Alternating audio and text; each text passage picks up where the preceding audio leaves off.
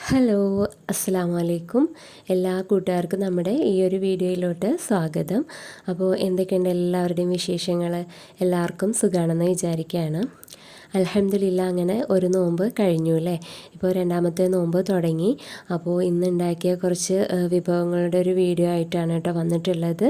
അപ്പോൾ വീഡിയോ എല്ലാവരും ഫുള്ളായിട്ട് സ്കിപ്പ് ചെയ്യാതെ കാണുക. ഇഷ്ടമായി കഴിഞ്ഞാൽ നമ്മുടെ ചാനൽ ഒന്ന് സബ്സ്ക്രൈബ് ചെയ്യാനും ലൈക്ക് ചെയ്യാനും ഷെയർ ചെയ്യാനൊന്നും മറന്നു പോകരുത്.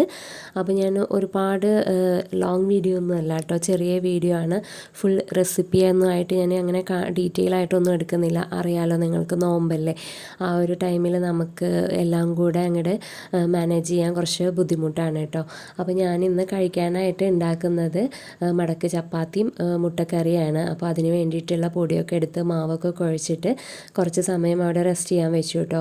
ആ ഒരു ടൈം കൊണ്ട് മുട്ട പുഴുങ്ങാനും മുട്ടക്കറി വെക്കാനുള്ള ഉള്ളി, തക്കാളി, പച്ചമുളക്, ചെറിയുള്ളി, വെളുത്തുള്ളി, ഇഞ്ചിയൊക്കെ റെഡിയാക്കി എടുത്തിട്ടുണ്ട്. അപ്പോൾ ആദ്യം തന്നെ എണ്ണ ചൂടായി വന്നപ്പോൾ അതിലോട്ട് വലിയ ജീരകം പൊടിച്ചു വെച്ചതും ഇഞ്ചി വെളുത്തുള്ളി ചതച്ചതും പിന്നെ വലിയ ഉള്ളിയും കൂടെ ഇട്ടിട്ട് നന്നായിട്ട് വഴറ്റിയിട്ടു. അതിലോട്ട് പച്ചമുളകും തക്കാളിയൊക്കെ ഇട്ടതിന് ശേഷം നല്ലപോലെ വഴറ്റിയെടുത്തിട്ട് അതിലോട്ട് മുളക് പൊടി, മല്ലിപ്പൊടി, മഞ്ഞൾപ്പൊടി, ഗരം മസാലപ്പൊടി ഇട്ട് ആവശ്യത്തിന് വെള്ളം ഒഴിച്ചിട്ട് തിളപ്പിച്ചെടുക്കുക. എന്നിട്ട് അത് തിളച്ച് നന്നായിട്ട് കുറുകി വരുന്ന സമയത്ത് മുട്ട ഇട്ട് കൊടുക്കുകയാണ് കേട്ടോ ചെയ്യുന്നത്. പിന്നെ ഞാനിതവിടെ 2 പച്ചമാങ്ങ എടുത്തിട്ടുണ്ട്. അത് ജ്യൂസ് അടിക്കാൻ വേണ്ടിയിട്ടാണ്. അപ്പോൾ അതിൻ്റെ തൊലിയൊക്കെ കളഞ്ഞിട്ട് ചെറിയ കഷ്ണങ്ങളാക്കി അരിഞ്ഞെടുത്തിട്ടുണ്ട്. അതിലോട്ട് 2-3 പുതിനയിലയും ഒരു ചെറിയ കഷ്ണം ഇഞ്ചിയും കൂടെ ഇട്ടിട്ട് നന്നായിട്ട് അടിച്ചെടുത്തിട്ടുണ്ട് കേട്ടോ. ഇനി ഇത് തണുപ്പിക്കാൻ വേണ്ടിയിട്ട് നമുക്ക് ഫ്രിഡ്ജിലോട്ട് വെക്കാം. തണുത്ത് കഴിഞ്ഞാലാണ് കേട്ടോ അതിൻ്റെ ടേസ്റ്റ്. മുട്ട തൊലിയൊക്കെ കളഞ്ഞിട്ട് ഞാനിവിടെ സെറ്റാക്കിയിട്ടുണ്ട്. കറി ഏകദേശം ആയിട്ടുണ്ട്. അപ്പോൾ അതിലോട്ട് പുഴുങ്ങിയ മുട്ടയും കൂടെ ഇട്ട് കൊടുത്ത് ഒന്ന് തിളച്ചതിന് ശേഷം നമുക്ക് ഇറക്കി വെക്കാം കേട്ടോ. അങ്ങനെ മുട്ടക്കറി ഇവിടെ റെഡി ആയിട്ടുണ്ട്. ഇനി ഒരു ഷെയ്ക്കാണ് കേട്ടോ ഉണ്ടാക്കാൻ പോകുന്നത്.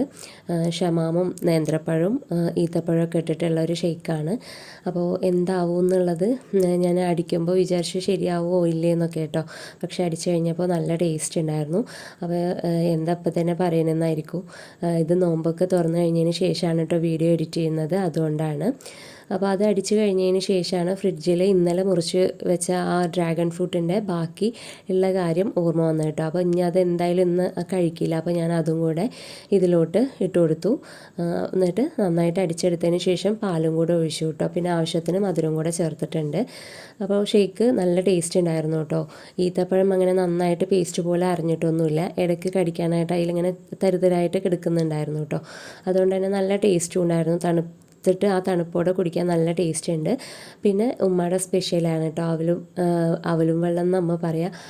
അത് കുറച്ച് സമയം അവലും തേങ്ങയും ശർക്കരയൊക്കെ അലിയാൻ വേണ്ടിയിട്ട് അങ്ങനെ വെള്ളത്തിലിട്ട് വെക്കും. പിന്നെ കുറേ സമയം കഴിഞ്ഞിട്ട് 2 ചെറുപഴം അതിലിട്ട് കൊത്തി ഉടച്ച് എടുക്കുകയാണ് കേട്ടോ ചെയ്യുന്നത്. പിന്നെ മടക്ക് ചപ്പാത്തിയൊക്കെ ഇവിടെ റെഡി ആയിട്ടുണ്ട്.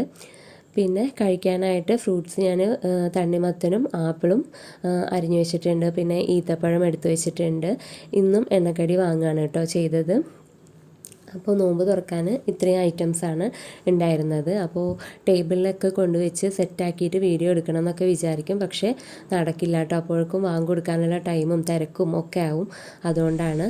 പിന്നെ അത്താഴത്തിന് ഉമ്മാക്ക് ചോറിന് മുരിങ്ങൻ്റെ ഇല താളിച്ചതും പിന്നെ ഉണക്ക സ്രാവ് ഉണ്ടല്ലോ അത് പൊരിക്കും ചെയ്യാമെന്ന് വിചാരിച്ചു. അങ്ങനെ ഇതാ സ്രാവൊക്കെ മുളക് പൊടി മഞ്ഞൾപ്പൊടിയൊക്കെ ഇട്ട് മസാല തേച്ച് പൊരിക്കാൻ വെച്ചിട്ടുണ്ട്. മുരിങ്ങൻ്റെ ഇല താളിച്ചതും റെഡി ആയിട്ടുണ്ട് കേട്ടോ. അപ്പോൾ ഇത്രയുള്ള വീഡിയോ. ഇൻഷാ അല്ലാഹ് നമുക്ക് അടുത്തൊരു വീഡിയോയിൽ കാണാം. താങ്ക്